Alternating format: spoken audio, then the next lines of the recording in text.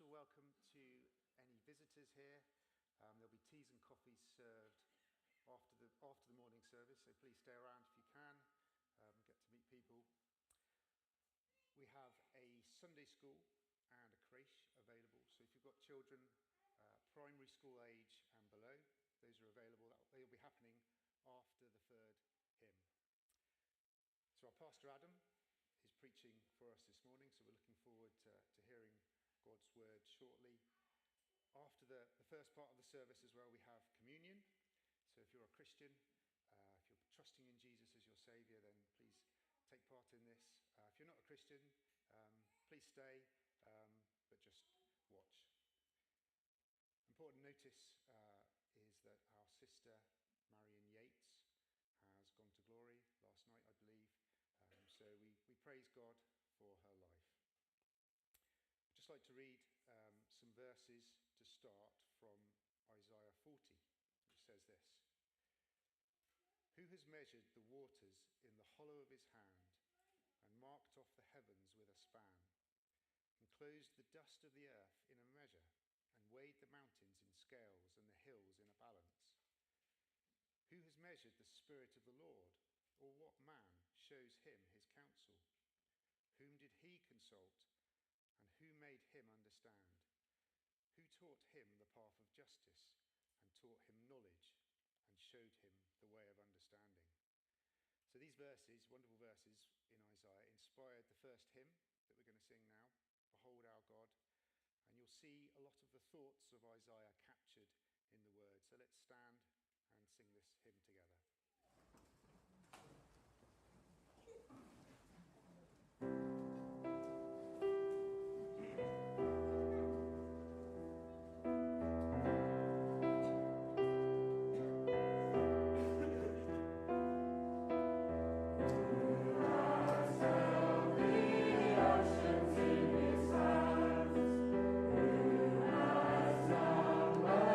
Every grain of sand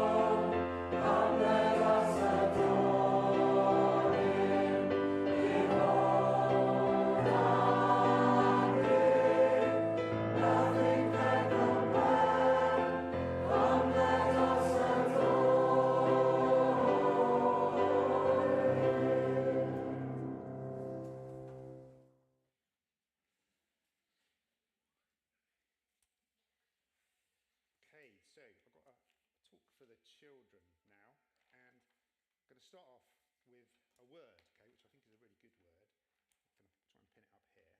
Okay, this word is audacity. So, do any of the children know what this word means? It's probably an unusual word for children. Any of the adults?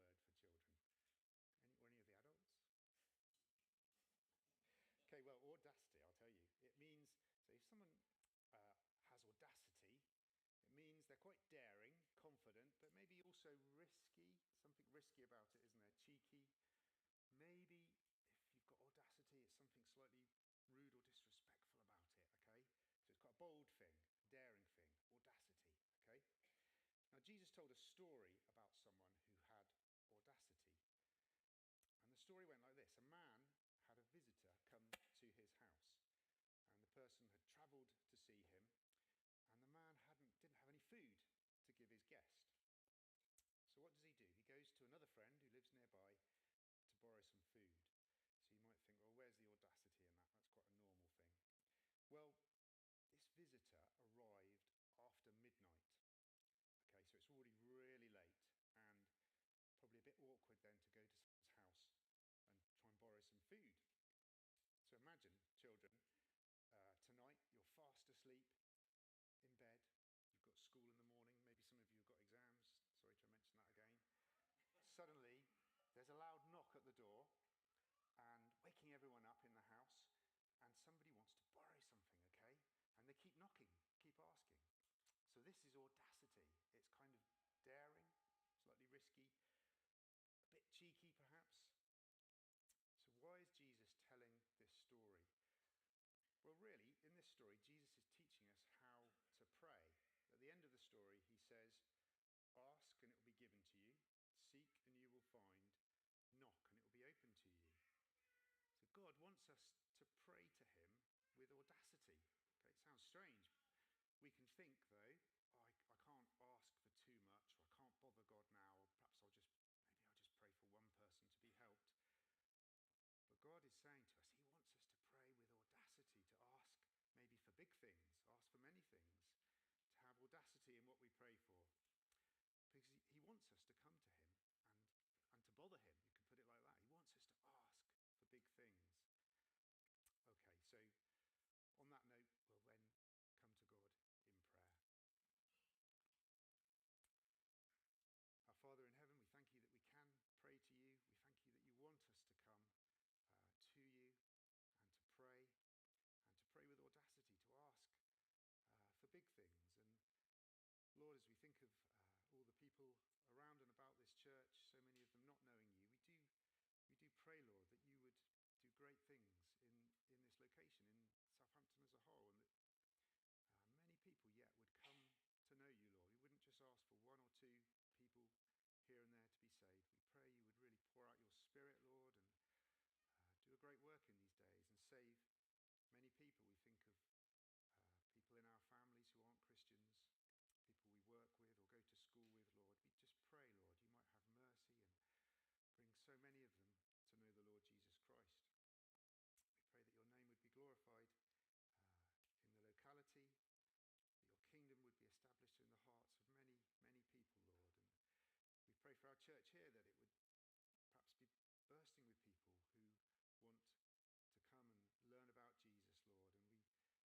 with people who want to come and learn about Jesus, Lord.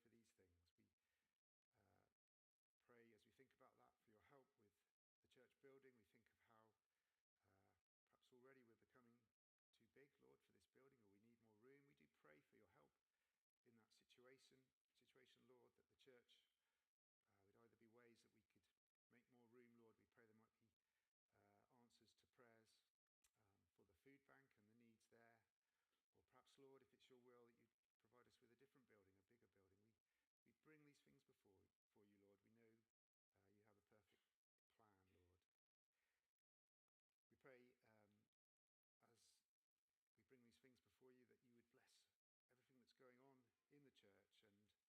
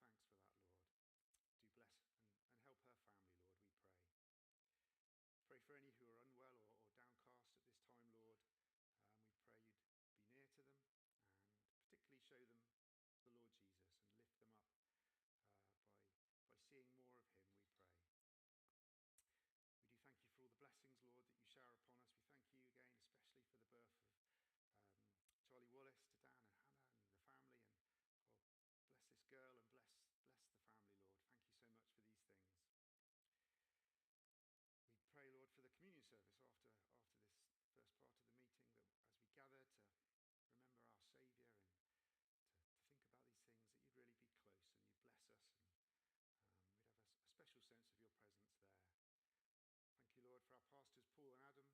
Be with them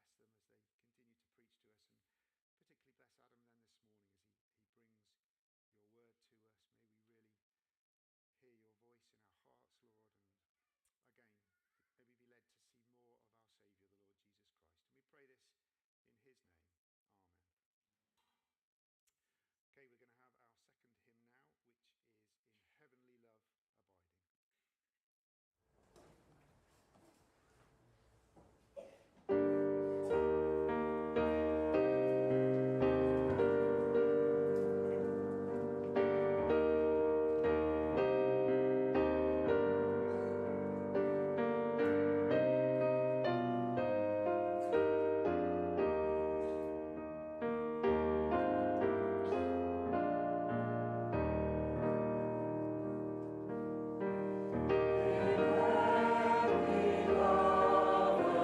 going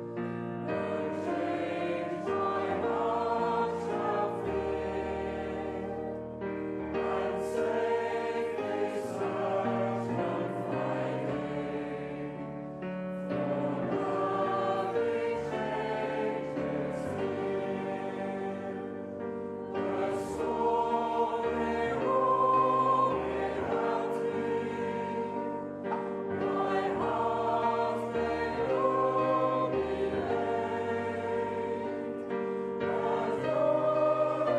have our second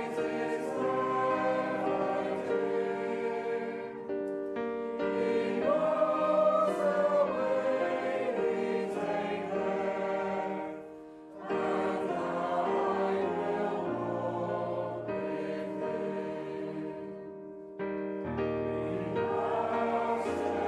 which is In Heavenly Love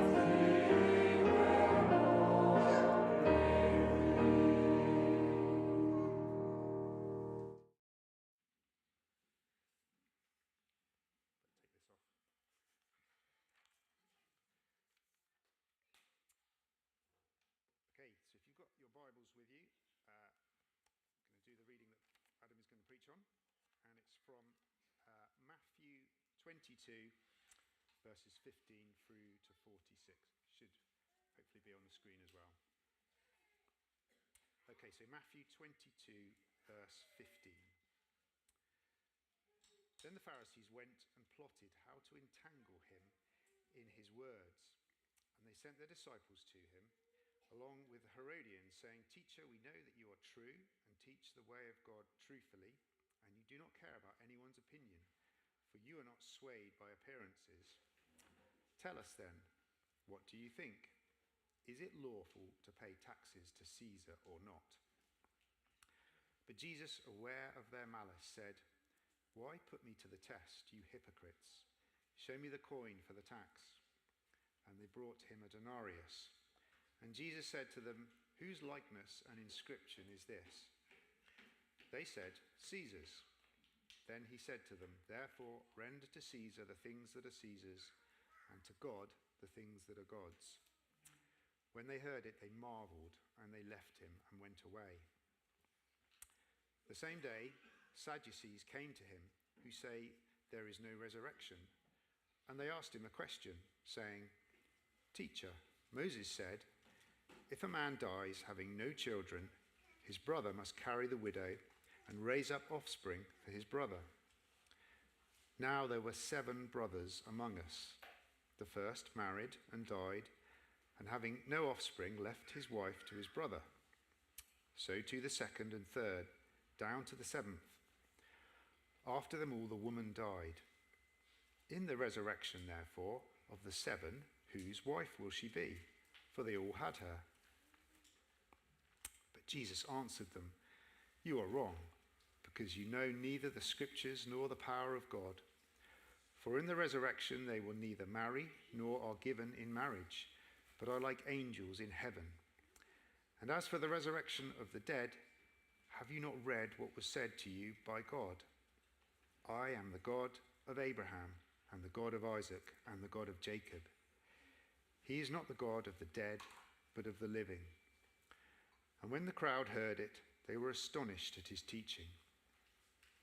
But when the Pharisees heard that he had silenced the Sadducees, they gathered together. And one of them, a lawyer, asked him a question to test him. "Teacher, which is the greatest commandment in the law?" And he said to him, "You shall love the Lord your God with all your heart and with all your soul and with all your mind. This is the great and first commandment. And a second is like it. You shall love your neighbor as yourself. On these 2 commandments depend all the law and the prophets."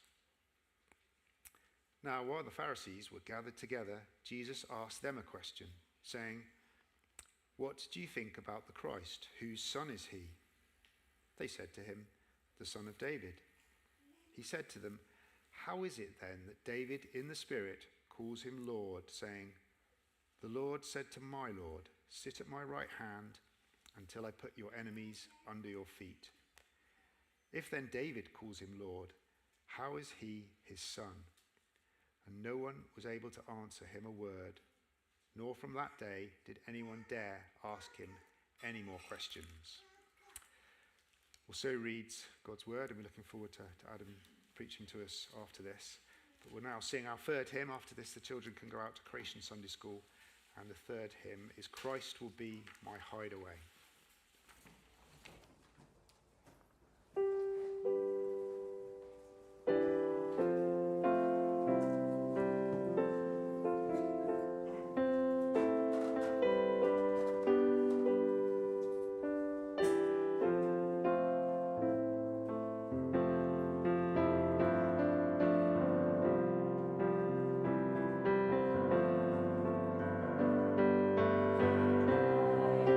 Will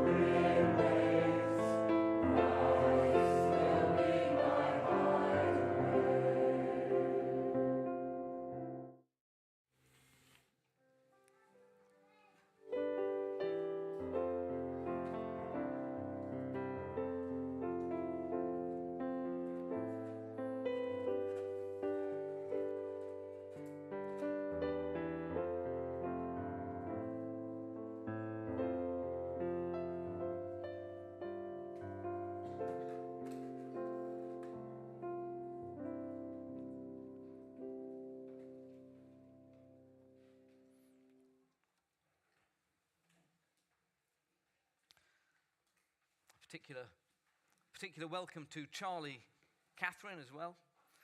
Nice to meet you, Charlie. We're going to look in God's Word in a moment at just one little bit of that section that Simon kindly read to us. We're going to be thinking about verses 15 to 22. Let me just read those few verses once again. Then the Pharisees went and they plotted how to entangle him in his words. And they sent their disciples to him along with the Herodians, saying, "Teacher, we know that you are true and you teach the way of God truthfully, and you do not care about anyone's opinion, for you're not swayed by appearances. Tell us then, what do you think? Is it lawful to pay taxes to Caesar or not?" But Jesus, aware of their malice, he said, Why put me to the test, you hypocrites? Show me the coin for the tax. And they brought him a denarius. Jesus said to them, "Whose likeness and inscription is this?" They said, "Caesar's." Then he said to them, "Therefore render to Caesar the things that are Caesar's, and to God the things that are God's." When they heard it, they marveled, and they left him and went away. Father in heaven, I pray as we consider your word now for a few minutes, Lord, may we hear it as your voice speaking to our hearts, and would you move amongst us and equip us for the week ahead, mold us and shape us. Help us, Lord, to understand it, we pray. In Jesus' name, amen. Plato tells a story of some men who were in a cave. They've always been in the cave. They're shackled and chained in the cave, these men, and they're facing the wall of the cave. And behind them, elevated, is a fire. And between these men and the fire, there are other people walking to and fro. And their shadows from the fire are cast onto the wall in which these chained men are looking at. They're just seeing these shadows all the time, all their lives. That's all they've ever seen is shadows. And then he questions, he says, well, imagine if one of those men was unchained, unfettered, and they could stand up and they could turn around and they could move to the fire. What would happen? What do you think would happen, he says. And he concludes, this is what would happen, he thinks. As they turned around to face the fire, they would find it far too bright, far too warm, far too intense and real, something they'd never known and experienced, and they would turn around and they would sit back down with the shadows where they'd come from. And actually, Plato's story, I think, illustrates exactly what is happening in this passage that we've read here this morning. And I want us to as we explore it and I think what's going on, I want to go through to help our thoughts with a number of words beginning with D. Okay, and the first D I want to put before you is this: diabolical. There are diabolical questioners here. Diabolical questioners. That's a really strong word, isn't it? Diabolical. We've learned a word, audacity. Well, here's another one, diabolical. It's a word describing something terrible, something awful, something almost of the character of Satan. Diabolical questioners. But that's what we have here. We've got the Pharisees and the Herodians, and they're plotting, we read. They're plotting together to entangle the Lord Jesus. Now, Pharisees and Herodians never worked together. These were like poles apart as Jewish leaders, opposite ends of the spectrum. They never worked together. What are they doing together like this? Do you know, this is the last week of Jesus' life, and we see the daggers are out now. Jesus has ridden into Jerusalem and proclaimed himself as king. He's shown his authority in the temple. He's spoken against the religious leaders in parables. And now it is their turn to fight back. And this is them fighting back now. And we see almost those words of Psalm 2 coming to their climax here in this last week. The kings gather together and set themselves. The rulers take counsel together against the Lord and his anointed one. And that's what's happening. They're gathering together with everything they've got. Their God-given intellect. They're using their bodies, their words, everything in malice, we read, to entangle the Lord Jesus, the King. And we see other strange alliances this week. We're going to find Herod and Pilate making friends. Whatever's going on. It's a dark week. It's a dark week when God's enemies are using everything they've got to come against him. It is diabolical. They come with words of flattery. Verse 16, teacher, we know that you're true and you teach the way of God truthfully and you don't care about opinions and et cetera, et cetera. But they don't believe a word of those flattering words because Jesus sees straight through them. He says, I can see you're full of malice and you've come to entrap, to test, and you're hypocrites. They're diabolical. And actually, I only noticed it after a few readings of this passage. And maybe you missed it as we read through. But before he even answers their question, and we'll come to that in a minute, he asks them a question. Did you spot it? Did you spot the question that Jesus asked them? He says in verse 18, Jesus, aware of their malice, he said, why? Why ever? What was all this about? Why have you come like this? That's a really probing question, why?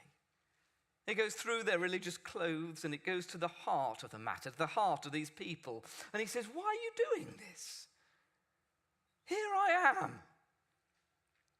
Just step back and see what's going on. Here is God, and he's stepped down from the glory of heaven, and he's clothed himself in human flesh, and he's humbled himself.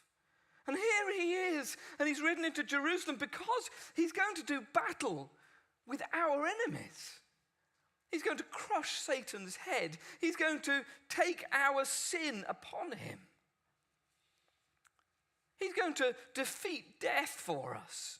He's the Savior of the world. No one can give you the answers that Jesus can give you. We're going to remember what he does at the table a bit later on in our service. Amazing, wonder, awesome. So why? Why are you doing this? He says. Why are you trying to trap me with your words? And so I scratched my head this week and I thought, well, why is it? Well, I don't know what you think. Why are they doing it? And I think that it's a bit like Plato's story. That they can come, they turn around at Jesus and he is the image of the invisible God. In him we see the glory of God, his character and his wisdom. But it is all too intense for them. To hear God's words is intense. It has a profound effect on you if you let them, if you hear them, if you move towards him, and they can't stand it. And so it is far more comfortable for them to turn and see Jesus as just a man. And they treat him as just a man. And actually, if you flick over the page to chapter 27, verse 18, you find that Pilate actually speaks truth when he says, you've handed this man over to me because of envy. That's getting to the heart of the matter. Why? Why are you doing this? It's because they see Jesus. They are filled with envy because they see him as a man like them, but he's far wiser than they are. And he speaks with an authority that they don't have. And in their eyes, he's a man who's more powerful than they are and more popular than they are. And so they envy him. And as a man, they come and they gather together and they think that they can entrap him, because you can entrap a man. But Jesus says, why? Why are you doing this? The one in heaven laughs, Psalm 2. And I don't think that's a laugh of hilarity. God doesn't find this funny. It's incredulity. Why? Are you, the creature, gathering together before your Creator, and you're trying to trap him? Why?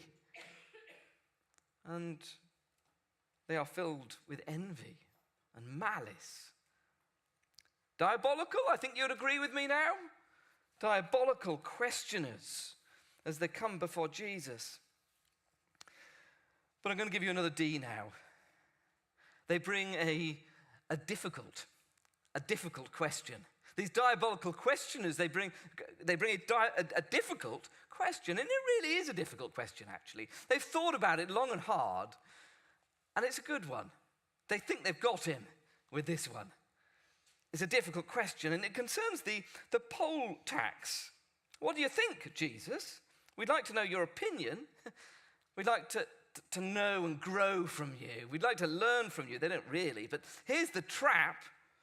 Tell us what you think. Is it lawful to pay taxes to Caesar or not? This is why it was such a difficult question, because in AD 6 or 7, the Romans had introduced a very unpopular tax, the poll tax upon the Jews. And it was 1 denarius, not an extreme tax, a small tax, but it was the principle of the matter. And at the time, it was incredibly unpopular for the Romans, the invading army, to charge the Jews to live on their own turf. How dare they? And so in AD 6 or 7, there was a man called Judas of Galilee who was incensed. And he gathered around himself a group of followers, and they rose up against Rome. They said, "We will not pay this tax. How dare you? We will not pay it." What do you think Rome did? Rome squashed the rebellion.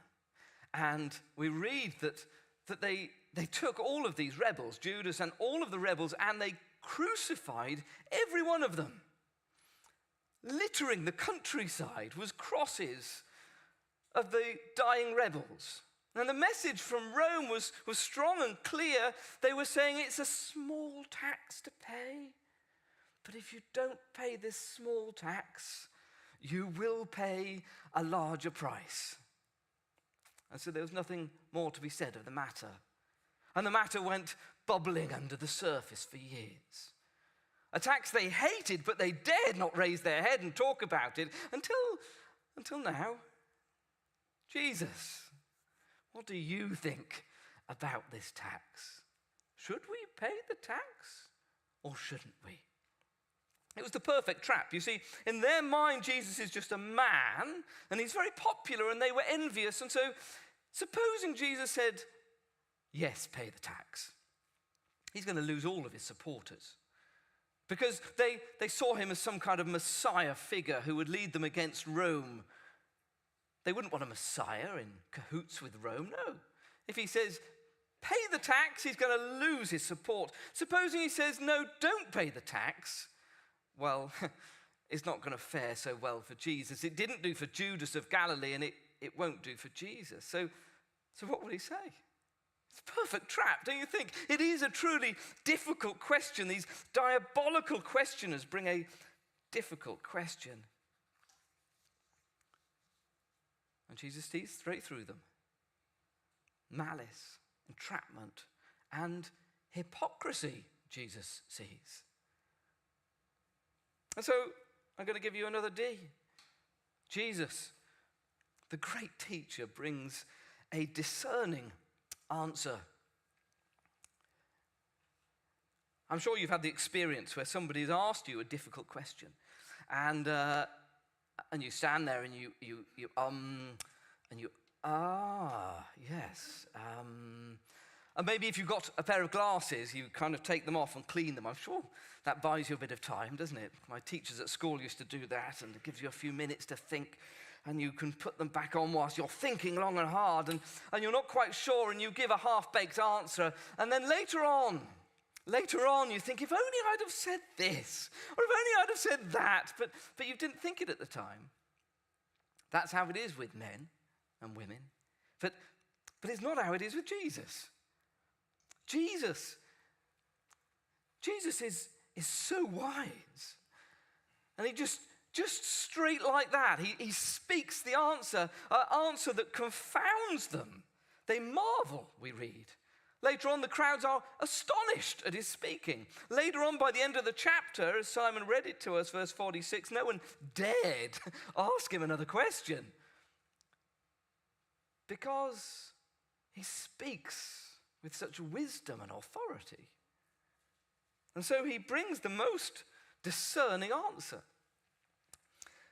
And before he gives them his answer, remember, he's seen straight through them to their hearts, full of malice and hypocrisy, and he shows them, I believe, their hypocrisy. And he says, all right, chaps, show me the coin. Show me the tax coin, the denarius. Remember, it's a 1 denarius you pay your tax with. Show me the coin. And they fumble around in their pockets and they bring him a denarius. And there they all are, and they're looking at the denarius. Can you see them?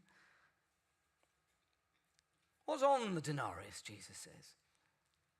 Can I show you what's on the denarius? Rachel, do you want to put on behind me? This is what they'd be looking at, okay? This is a Tiberian denarius.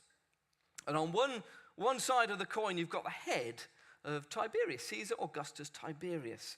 And then on the other side, you've got a picture of a woman. The woman is thought to be Livia, Tiberius' mother. And what does it say on this coin? Well, around the head of Caesar Augustus Tiberius, it reads, I'll give you in English, although it says it in Latin, Caesar Augustus Tiberius, son of divine Augustus. And then on the reverse of the coin, the seated woman, who is thought to be his mother, who's seated as if she's Pax, the Roman goddess of peace. We have this inscription, Maximus Pontifex. It's a description of Tiberius as being the chief priest of the Roman state cult. Wow, look at this.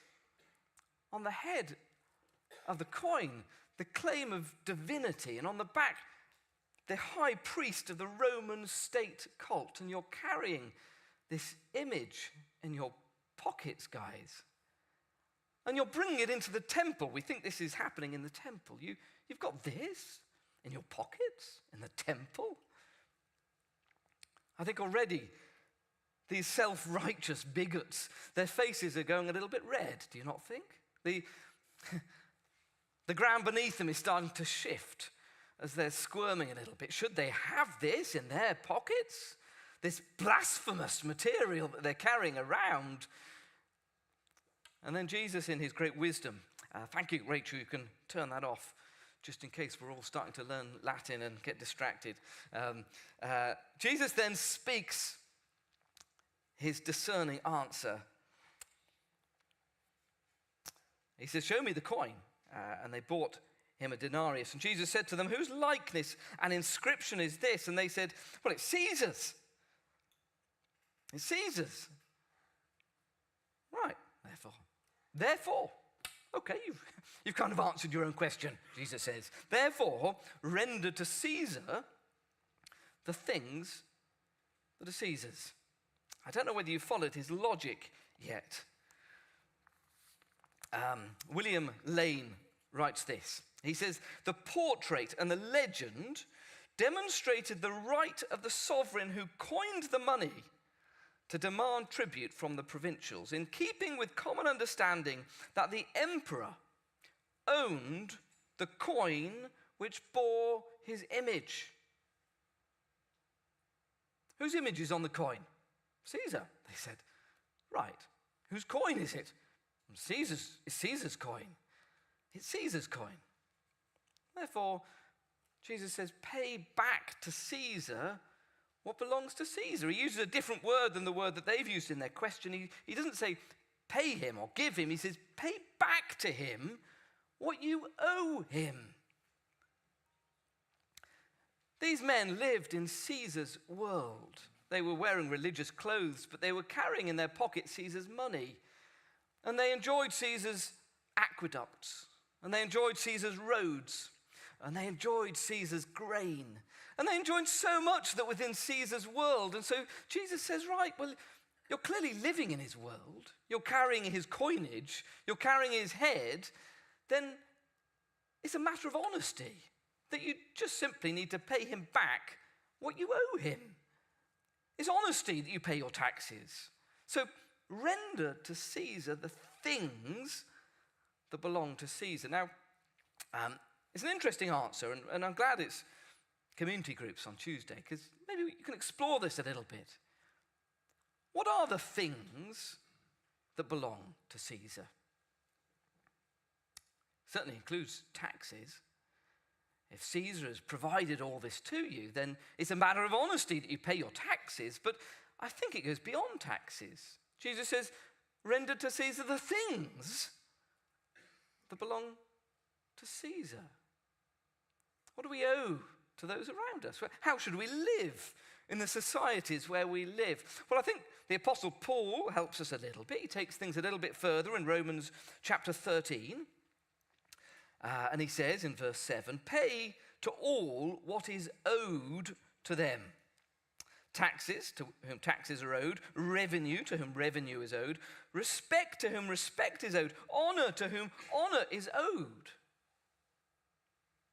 We live in a society where we as Christians, we ought to render to our authorities, to society, the things that we owe. I think we hear something of Jeremiah's words where he talks about seeking the welfare of the city. Amongst us, I don't know, there's people who are in healthcare, in education, in technology. And when you think about it, we're trying to be good citizens, blessing the society in which we live with the gifts and the opportunities that we have. Render to Caesar the things that belong to Caesar. It's a matter of honesty. It's a debt. You owe it. Just pay it back, chaps. But Jesus doesn't stop there. And this is where it really gets very interesting. And a world of implication jumps out of the page to us, okay? In a sense, Jesus has answered their question, full stop. But he doesn't leave it there. Look at the page. Look at what Jesus says. Render to Caesar the things that are Caesar's, and to God the things that belong to God. It's a parallel sentence. What is true for Caesar is true for God. Render to Caesar the things that belong to Caesar. Render to God the things that are God. And you've come to me, chaps, okay? I want to give you another D before I get carried away, okay? Jesus raises a more dominant issue. He's dealt with their question in a discerning fashion, but he doesn't leave it there. He moves on to a more dominant issue. You see, these men have come to him with questions about Caesar's world. They were dressed in religious clothes, but they were really just men of Caesar's world, living in it, thinking about it, motivated by it. And Jesus says, hang on, guys, and there's more to the story than politics. There's more to the story than economics and culture. And, Jesus says, and I think in that one word, and, it explodes things for us this morning. Why are you here this morning? Because of that word, and. because this world is not all that there is. We live in a world of celebrities and influencers and panelists and governments, elected leaders, non-elected tyrants, so many voices all around us telling us what to think, asking us to question. But that's not the whole story. Jesus said, and just think a little bit bigger this morning. We live in Caesar's world, but God says you live in God's world. You render to Caesar the things that are Caesar's, and you must render to God the things that are God's. What are you? Are you just a bag full of chemicals? Well, some would say that's all you are. I'm sure if you go and see Tom Pearson, he'll tell you all the chemicals that are in your body. Or maybe you're some kind of economic unit bringing money to the economy. Is that all you are? Maybe you feel just like a bag of emotion. Maybe that's what you are. No, Jesus says, no, you're more than all of that. And you're a spiritual being. And you live in a world that was created by God. And I want you just to see the parallel in this sentence, okay? Jesus has been down with those leaders, and what have they been looking at? They've been looking at that coin. And they've been looking at an image on a coin. Whose image is on the coin? Then, okay. Therefore, render to Caesar the things that are Caesar, and then just look at them. They're looking up now. What are they looking at now? They're looking into each other's faces. They are looking into the face of the image of the invisible God. And actually, they've heard God's inscription upon this image. This is my son whom I love. With him I'm well pleased is God's inscription, but they can't bear the thought of that. He's just a man to them. But Jesus actually is looking at them. And they're actually looking at each other now. They've had the rug pulled out from underneath them. They've been shown to be hypocrites. But who are you? Who are you? You, in a different way to Jesus, you are made in the image of God. These are Jews here. To use this word image was highly evocative language. They're in the temple, a place of theology, and they're Jews. Wouldn't their minds be taken back to the beginning of time, to Genesis, where God, their creator, spoke, and we read, so God created man in his image. In the image of God, he created them. In his image you've been made. As you sit here this morning, you're more than chemicals, you're more than economic units. You're made in the image of the living God. And I don't know what kind of worth you think you put on that. How much do you think your life is worth? Or what other people think your life is worth? But in a sense, that doesn't really matter. Because God here tells you your worth. And you're made in his image. He stamped his name on each and every one of us. Every living being, every human being is stamped with God's image. His character is placed within you. And you have a profound dignity, therefore, but because you have this dignity comes with it a great responsibility. And if it is just a matter of honesty that you pay Caesar what is owed to Caesar, Jesus says, well, in the same way, it is just a matter of honesty that you give to God what is owed. You belong to him. You're not your own. Our culture would tell you you're your own being. You can create your own future and your own identity, but God says, no, I made you. I formed you and I put my image on you. And what's more? What's more, we're going to remember this at the table. What's more, I love you. I love you. I came to this world And I took your sin on my shoulders, and I bled, and I died for you. And I rose again for you, and I'm reigning for you. And this morning it is a matter of honesty. It's a matter of honesty that you serve and you worship God. Why are you here? Is it because you're doing God a favor? No. No, because you should be here worshiping God. It's your duty. It's a matter of honesty. Why are you a Christian? Are you doing God a favor? No. No, it is your honest responsibility to turn around, look at the fire, the intensity of God's image in Jesus, and to come to him, to worship him, to serve him with every part of your being. Your intellect. Their intellect is raging against him. Your intellect should be serving and worshiping him. Your heart, your feet, your hands, your money, your time.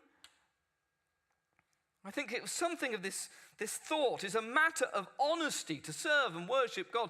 I think it's something of this that came over George Matheson as he sat. Do you remember? We talked about it a few weeks ago.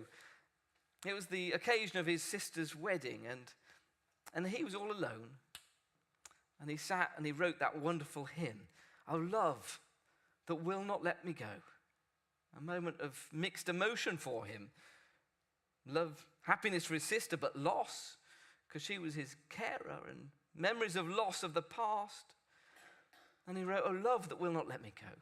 I rest my weary soul in thee. I give thee back the life I owe." It was a matter of honesty as he sat there and he penned those words. I owe you myself. I owe you my very self. It's a matter of honesty to serve and worship the living God. That's the implication of all of this. But there's another implication of this more dominant issue. And that is this, that it is a matter of priority that you serve and you worship God. A matter of honesty. It's a matter of priority. They've come with their question because they think that's the burning question of the day. Everyone's thinking about it and maybe talking about it in hushed voices. Should we or shouldn't we? Should we rise up or shouldn't we? And Jesus comes to them and he says, and? You've come here in Caesar's world, and? It's a matter of priority that you render to God the things that belong to God. It's a matter of priority you think about these things. We live in a world which offers a lot. Our society, isn't it great to live in our society? I think we can be critical about it. But there's many blessings that we can enjoy here in this country. The security and the peace that we take for granted, it's wonderful, isn't it? And maybe each of us wake up each day and we go and we serve our communities in healthcare, or maybe we're pressing truth into the minds of children in schools, or we're advancing in technology and science, or maybe you're an artist and you're aiding the development of culture. So many wonderful things that we should be involved with. Seeking the welfare of the city is great and important, and we should do, because we render to Caesar the things that are Caesar. But Jesus says, and as a matter of priority, render to God the things that are God's. And I challenge you this morning. Here's the challenge. This week you will be faced with all manner of questions just by living in our very good society. We're going to be thinking about things and problem solving and talking how to overcome problems, and we'll be lying in bed thinking about our society and the world we live in. But just say to yourself one little word when you get out of bed in the morning. Just say this. And as you say that word, hopefully this sentence of Jesus will come back to you. And you're to render to God the things that are God's. And amongst all the questions, and amongst all your efforts to serve those around you, just remember the bigger picture. Who are you? You're made in the image of God, and you live in God's world. You live in his world, and just remember what he's done for you. And not just making this world, but dying, giving himself for you. And Jesus says, you owe me your very self.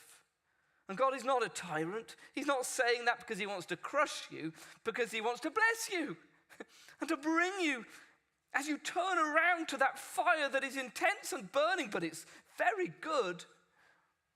And he wants your blessing and to serve and to worship the living God. And as a church this week, okay, our time's almost up. As a church this week, it is a challenge to you. Amongst all your conversations with your colleagues and your families about all manner of things, just, if you have opportunity, just pause and say, and? Is that all we can talk about today? And you're seeking your fulfillment here, but and you were made for God's world, for his glory and his delight. And to finish, thinking about the implication of all of this, I'm afraid it just gets bigger and bigger when you pause and you think about it. Of the more dominant issue, rendered to Caesar the things that are Caesar's, rendered to God the things that are God. Here's the last major implication for your life, and that is, it is quite big actually. That actually, serving and worshiping God is a matter of all of life. It extends to all of life. You're made in the image of God, so you owe yourself to God. It's a matter of honesty, but it's more than that. Because you ask, well, what belongs to God? Every Sunday in the temple, we know that they sang Psalm 24. It would be so pressed into their minds. They could have just said the words off their mind just like that. I don't know whether you can. The words go like this: the earth is the Lord's and the fullness thereof, or everything in it, the world and those who dwell in it. For he has founded it upon the seas and established it upon the rivers. The world and everything in it belongs to him. And that means, that includes Caesar and everything in Caesar's world. So when you stop and you think about it, this will blow your mind. But actually, everything in life is a matter of rendering to God the things that are God's. So when you live in Caesar's world and you're rendering the things to Caesar that owe to Caesar, you're actually rendering to God the things that owe to him. I'm sure Peter, as he heard these words, it came back to him as he wrote his epistle. And he writes in 1 Peter, be subject for the Lord's sake to every human institution, whether it's the emperor or supreme, etc. Be subject for the Lord's sake. So what does it mean? It means that when you pay your taxes, you can do so as worship to God. Isn't that quite something? It means that as you're teaching the children at school this week, you can do it as rendering to God the things that are God. As you're pushing the advancement of science, technology, healthcare, you can do it as rendering to God the things that belong to God in service and worship to him. Isn't that wonderful? Isn't that life transforming? I think it is. And if ever Caesar oversteps the mark, which he did with those coins, then you have to turn around to Caesar and say, Caesar, you live in God's world. And to render to God the things that are God's, I cannot worship you because I worship him.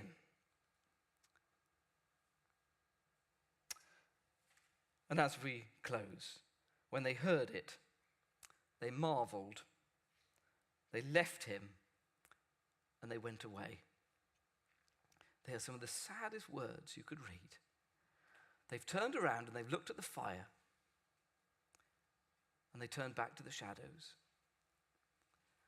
And as we close this morning, I want to just challenge you. Maybe you've heard of the wisdom of God this morning, the way, the truth, the life. What are you going to do? It's a matter of honesty to give your life, your words, your time, your body, everything in service and worship to this God who loves you. Please, don't just marvel and go back to the shadows. Come to the fire and allow him to bless you and do you good, because he's a good God. And we're going to close our time by singing a song of response. It is a song of response, and if you don't mean these words, please don't sing them, but I hope you can sing them. It's a song that declares we want to give to God everything about ourselves. I will offer up my life. That's what I'm going to do in worship and service to the God who loved me. We'll stand and sing, and then afterwards we'll gather around the table. Let's stand and respond to Jesus.